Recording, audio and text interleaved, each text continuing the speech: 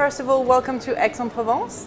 Thank So you. being here, how does that make you feel? Are you hopeful when you see all these debates? Absolutely. I think in France there is a spirit, a sense of optimism right now. And the idea that there is a conference of economists thinking about prosperity, thinking about the digital world, thinking about how technology can help people is very positive. So talking about prosperity, how would you define it today? Prosperity, I think, means many things for people. Fundamentally, it is about people having what they need and want to be happy in life. So that is many things about humanity. But in the economic sense, and I'm an economist, it is about having the goods that you need, the services that you need, the income and the employment that you need. So you're here to talk about the new technologies and their place in our new world. Now, how can we strike the balance between new technologies being both a factor of prosperity and danger? I believe, and I spoke about this, that we need to be open to the optimism that can come from new technology. I believe there are many opportunities provided that new technology is diffused and spread among people. It's the case now that half the people in the world have no access to the internet. And those people need to be connected also to help to spread prosperity. I'm not sure what you mean by danger from technology. Over the past couple of hundred years, we have seen technological changes. I believe we've become more careful about people's physical safety and mental safety over those years. Certainly when we are developing technology, we're very focused on, for example, the safety of people's data, their security, as well as the opportunities that new technology can offer. So you're speaking about opportunities.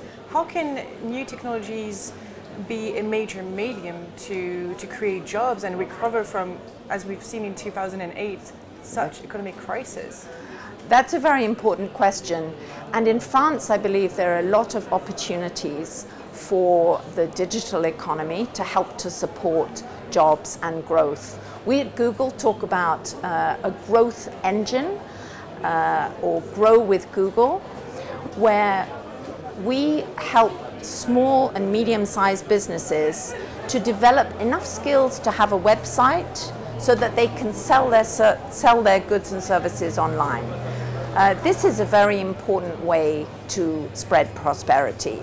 In France, for example, only 10% of small businesses know how to sell online, even though French consumers do a lot of shopping online. So some small businesses may just be nervous about, they don't know how to build a website. We can help, and we can help them with digital marketing. Then there's an enormous opportunity for them to grow and provide jobs. At the same time, for students and unemployed people, many jobs today require you not to have high technological skill, but some familiarity with digital skills. And we are working in France, for example, with some universities and Mission Locale to help to provide students and the unemployed.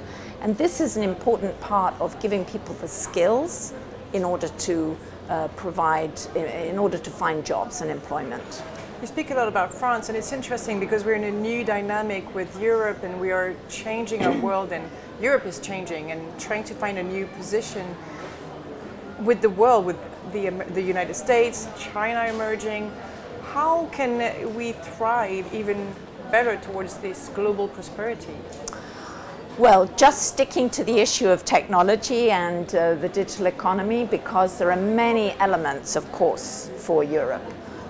But I'm sure you're aware of the big effort in the European Commission in Brussels around the digital single market. There are 500 million people in Europe, and that can be a huge market if you manage to break down the barriers that there are. You know, it was impossible until recently to if you bought a film to watch on your laptop or something in one country, you moved to another country, you couldn't watch it there. If you had a mobile phone and you were in one country, moved to another, you had to pay a high charge, even though you were still in the European Union. So these kinds of barriers can be broken down.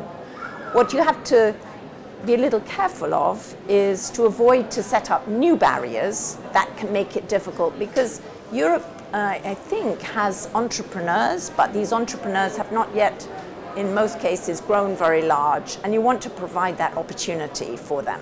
So that would be the next step then? I think so, yes. Well, thank you very much. Thank you very much. Thank you very much.